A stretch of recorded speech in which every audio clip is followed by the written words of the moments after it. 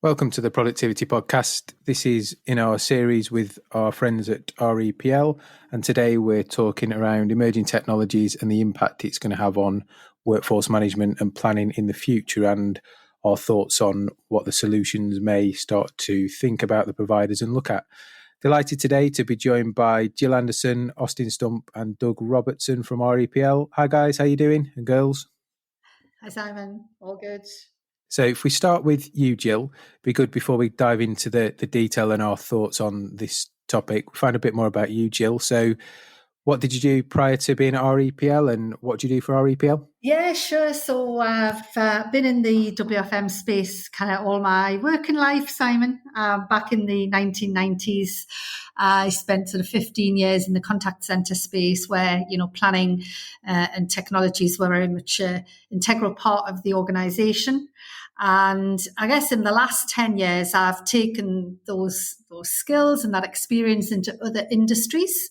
And most recently, the last sort of 5 years in the retail space. And I guess, what I've seen emerge over the last sort of 10 years has been, the critical nature of WFM in those industries, in the same way that it was kind of, 20 years in the contact center space. Been with REPL. I've been working with REPL for just over 3 years. Again, in the WFM space. So that is my passion, in fact. Good. And Geordie lass, by the sounds of it? I am, yes. I'm up north in the cold, yeah. Good. So I'll ask you, you might not follow football, but we've had somebody on previously who's a big Sunderland fan. So you a Sunderland fan or Newcastle? Ooh, boo. Or Hartlepool, it could be even up there, couldn't it? Gateshead, it's all that part of the world. Newcastle, then I take it from that. Yes. I'm not really. I don't follow the football too much, but I am from Newcastle. Yes. If you're pushed, fine, cool. Austin, same for you. Tell us a bit about you and what you do for REPL. Yeah, hi everybody. I am a functional consultant for REPL. I've been with the company for just about 3 years. They actually recruited me right out of university, so I've been doing WFM for about 3 years also. So pretty new to the scene, especially relative to these people on the call. Over that time, got to work with implementing and supporting various WFM solutions with a handful of clients. And if y'all can't tell based on the accent, I am not based out of somewhere over in the UK area. I'm based out of Bentonville, Arkansas. Cool. So good. 3 years experience. Nice to get a fresh set of eyes on things, though. It comes from a different perspective. So that's good. And Doug, over to you.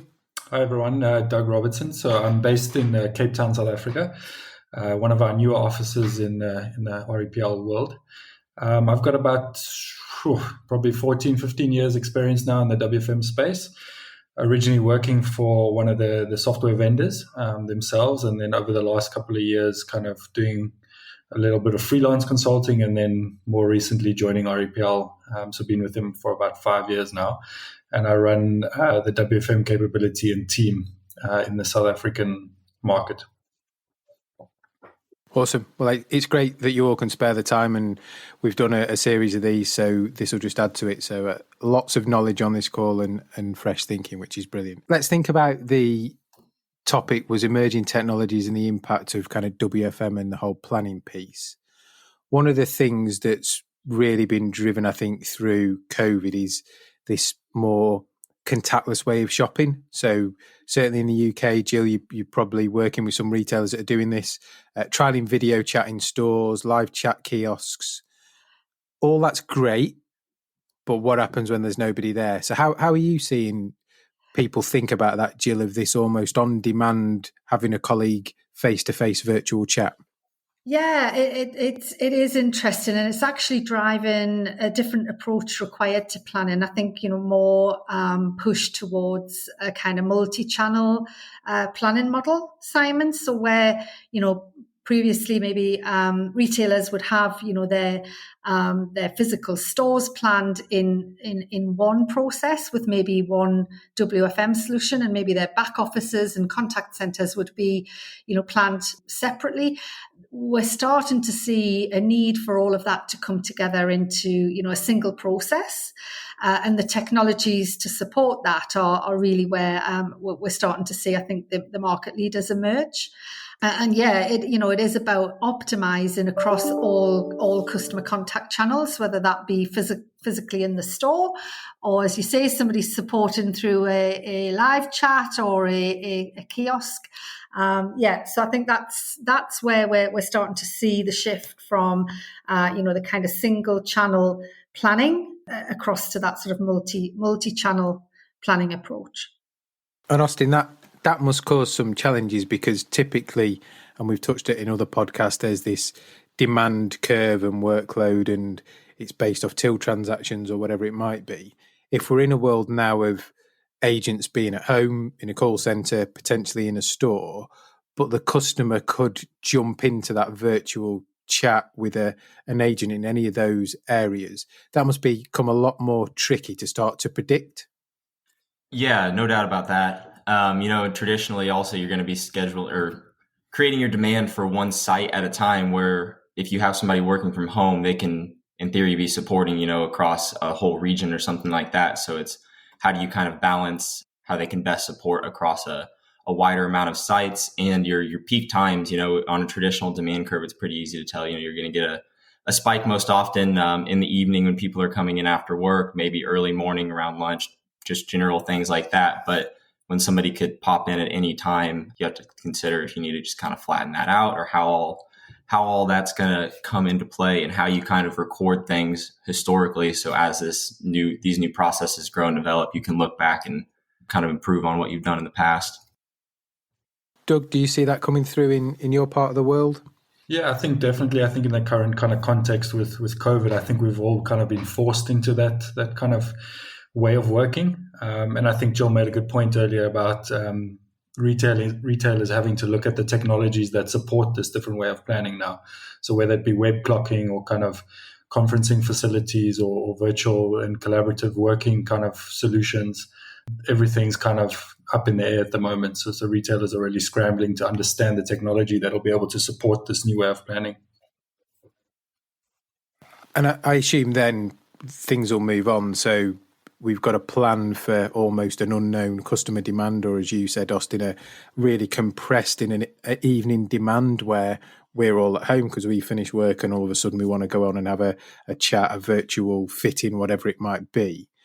But I assume then that's almost going to move, and will move quickly, as tech always does, through this whole augmented reality VR world of people being sent links to show them products, or somebody giving you a virtual store tour, somebody, look here, click here, try this on in our virtual shopping window, which, again, we all work in this world of kind of trying to put a time on something and plan that. When those journeys might be so varied, because I might come and want a whole new wardrobe for something, you might come on and want, Jill a new dress for an event, Austin a new suit for something, Doug a pair of shorts.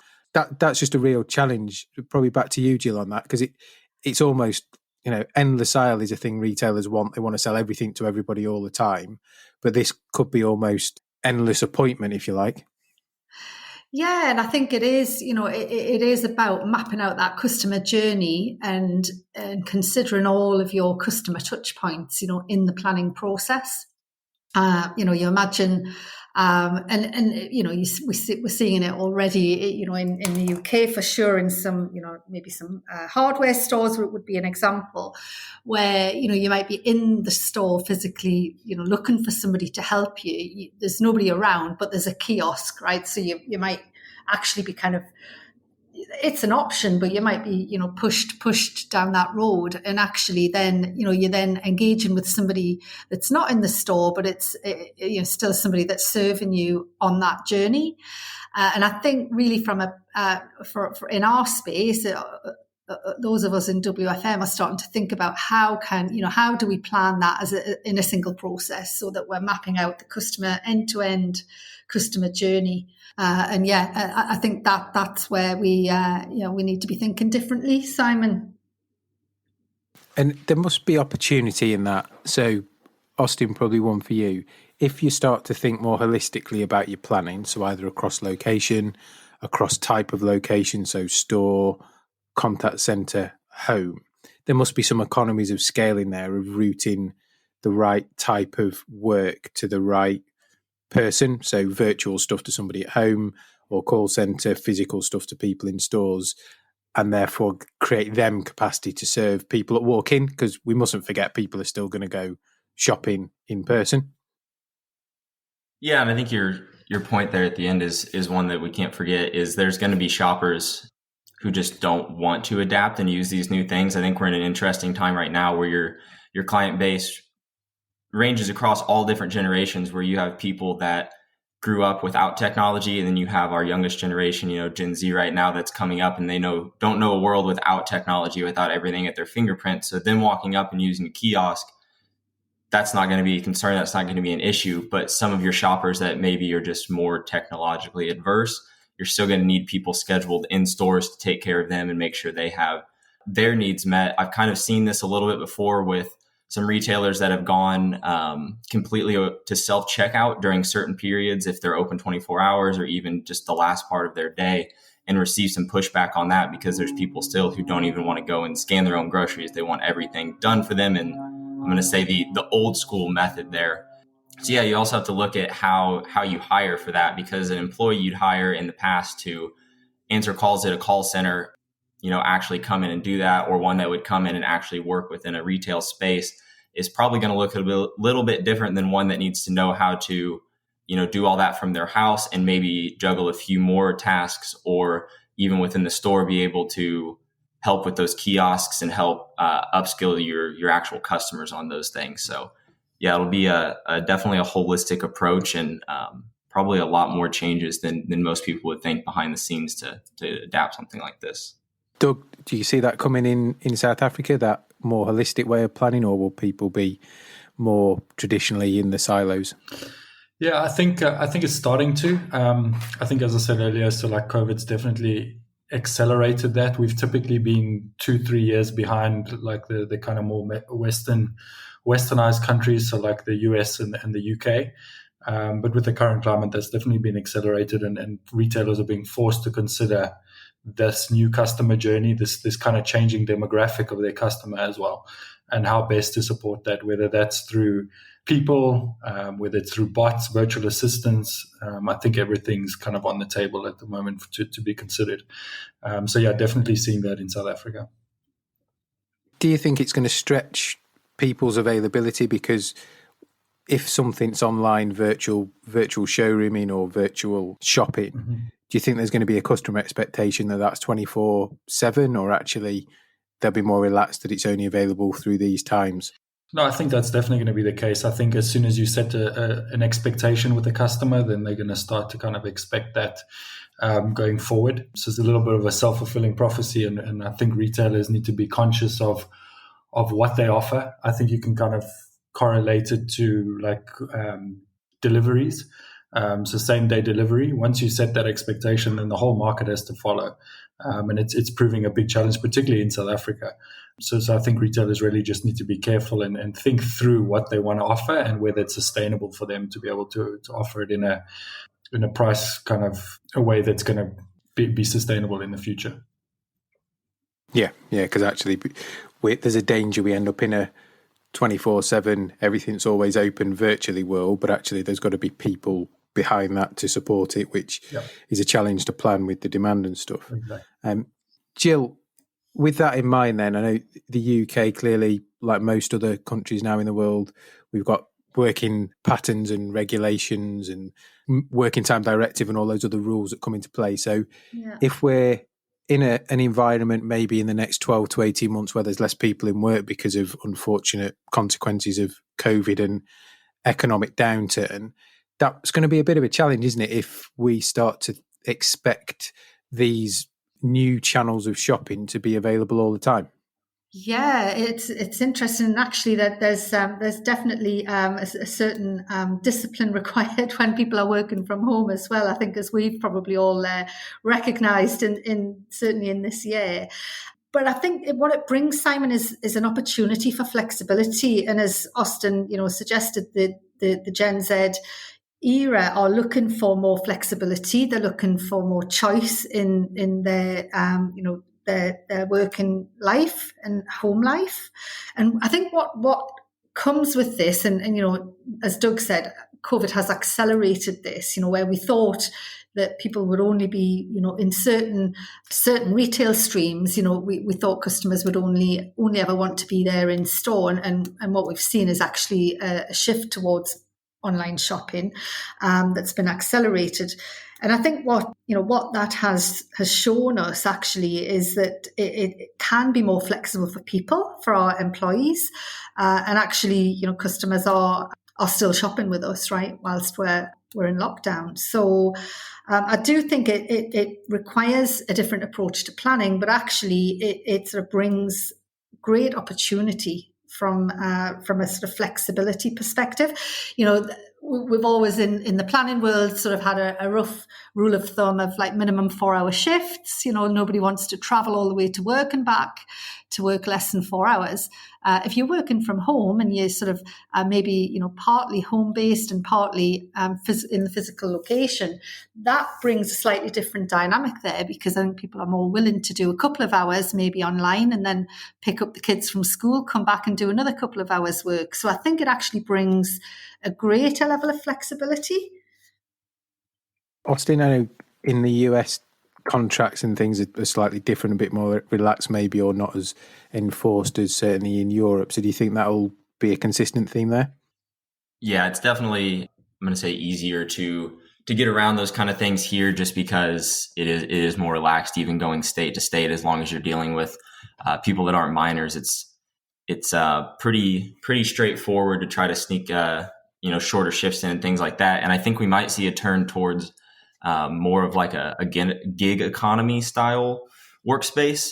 Because like Jill was saying, if you've got a few hours, you can pop online and work between running errands, or say you're just a night owl and you can pop on at night and do some things. There's people right now that even after working their 9 to 5, they'll go in, they'll deliver food, they'll do rideshare services or things like that. So I could see, as these software start to develop for these retailers where they just need people online, maybe answer things from a prompt or help people troubleshoot using a new app that helps them do something in augmented reality or something like that. I could see a gig economy style start to pop up. And I've heard talks about this before, but at least in what I'm familiar with, I haven't seen anybody really execute on that yet. Yeah, interesting. You talked about developments in the software. So Doug, if we start with you, based on the solutions you've used, where do you think they'll start to go in terms of the next 12 to 18 months with functionality development? I've heard whispers of, a lot more focus on AI and machine learning as a start point. Yeah, absolutely. And I think particularly given the amount of data that we now have access to be able to really leverage that data and make sense of it, I think machine learning and AI is absolutely a must for a lot of these retailers to try and leverage. But yeah, I think the developments in that area is going to be, so if you kind of rewind 5-10 years in the WFM space, it was really just budgeting, planning, you've got your scheduling and you've got your time and attendance and you feed that to payroll. Whereas now WFM is a lot broader.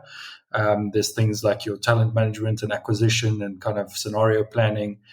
There's all of these peripheral solutions that kind of bolt in to your WFM solutions that just make them a lot more feature rich. And particularly with the new architectures now around kind of microservices and APIs, you're able to bring in and kind of send out a lot more information. So the whole WFM space is just getting a lot broader in terms of what you can do with the data that's kind of produced through the core WFM kind of modules. And Jill, what's on your mind in terms of where you think the products are going or future functionality you think we'll see? Yeah, I totally agree with Doug. Actually, it's about those sort of peripheral around the kind of core process, and I think the other side of that, so the talent management is the kind of start of that process into WFM. I think we're then going to see a need for a more kind of real-time focus. So, once the schedule is produced in the kind of traditional physical store kind of WFM space, we would then have the concept of kind of clocking in and clocking out. I see that moving more towards the kind of task allocation, on the day as you complete a task. It's almost you could sort of tie it back to Austin's point around the gig economy, right? Where maybe a task is delivered to an employee and they complete that task and that's how they're paid. I see a real sort of shift towards that real time kind of on the day being the end of that process from a WFM space. I think it's a bit of a different concept to physical kind of clocking in and clocking out, Simon. I suppose in my mind, it'd be good to run this past you, Austin. I think there'll be a drive to deskless scheduling. So whether that be on a tablet, on a phone at the moment, I think there's component parts of all the solutions that you can do away from a desk or in mobile, actually creating a schedule and doing edits in a visual way, drag and drop. However, I think to get the best of the functionality, you still need to be relatively at a laptop or a PC. So for me, Austin, that move to, I'd call it deskless scheduling. Does that make sense? Yeah, for sure. And it's something that seems to be really important to pretty much all of our clients at this point, is being able to have your managers out on the floor more, to where they're not tied to a little office in the back room working on a desktop to not only handle future schedules at that state or at that time, but also be balancing, short-term stuff. If somebody calls in sick later that afternoon or later that day or needs to leave early or something like that, they want to have their managers out on the floor with a tablet in their hand or even just a phone in their hand and be able to quickly and literally drag and drop people around and change things like that. And you also see it with as we get more granular with planning. We have people that are, you might call it multi-skilled or something like that, who might show up and be scheduled to work cashier, but then partway through the day they realize they need more people stocking or vice versa or something like that, and they want that manager to be able to quickly from their phone adjust and add that job transition, that job shift right there from the mobile device, the iPad, what have you. We're even seeing some WFM solutions where you can do it almost entirely from a mobile device, where there might be some managers that are doing a lot more than just going in and checking their schedules, who never actually see a desktop solution. They can do almost all of it from a tablet or a phone. And I think that's something that, kind of going back to the generational thing, as you start having managers come up that were raised with a phone in their hand, don't know anything different, that's not a big change for them. It's probably almost something that they would prefer to see versus, somebody that maybe has been a manager in a retail space or a different space for a long time, doesn't really want to adapt to something like that. And I think that's always kind of the balance to try to strike. Absolutely. So we could almost be in a world in the future then where almost the essential part of being a colleague, other than my uniform and name badge, is a device provided by me or the company that I can check my schedule on, check all my HR info on, book holiday, shift swap, shift bid, check my pay slip, but also check what tasks that you want me to do throughout the day, confirm I've done them. So therefore, management reporting wise, they could potentially be costed. How much did it cost us to get those tasks? Maybe even look at a video of the best way to do that task. So what's the standard operating procedure? But then also even hook into a virtual call center to take some calls or receive video calls if I'm, live, if that's the way it's going to be, from customers, to do some virtual shopping for them or show them around the store. Is that a world you can imagine, Doug? Yeah, absolutely. And I think that's happening already. So there's solutions out there that are kind of recognizing that it's no longer just a WFM solution or a task management solution. There's so many kind of peripheral solutions that are out there that they've kind of tried to solve the problem of having too many platforms to try and communicate with your staff, and consolidating all of these solutions within the business onto a single platform that allows you to do all of that stuff, right? So mobile WFM, your task management, training, corporate communications, all on one unified platform. And I think that's definitely happening. There's vendors out there at the moment that are doing exactly that. And I definitely think that's the future for our kind of area, and a lot of the kind of retail systems as well.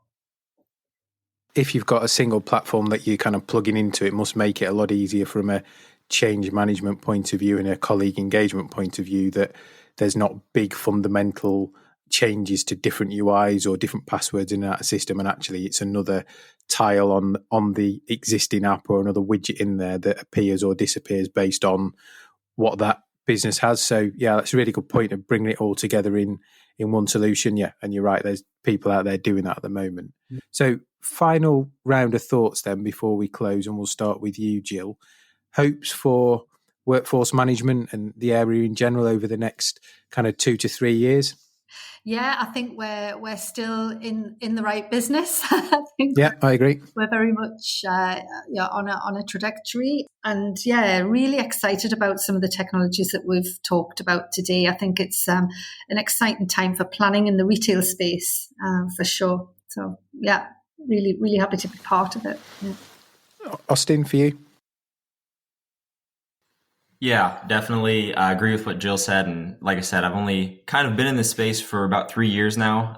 Obviously been a consumer my whole life. So I've been around, in and out of shops and things like that, but I've been in it, and what I have come to learn is one of the more exciting times for this. And I think as we start to bring in more of these new technologies and things like that, it's just going to continue to change for what those spaces look like, who wants to be involved with them actually at the end user level, at the person actually in there checking you out, stocking your groceries, helping you in a store, things like that. I think those are the people we really got to keep in mind during this time. And I think these technologies are going to do nothing but kind of help and benefit them and make it a more appealing work-life balance.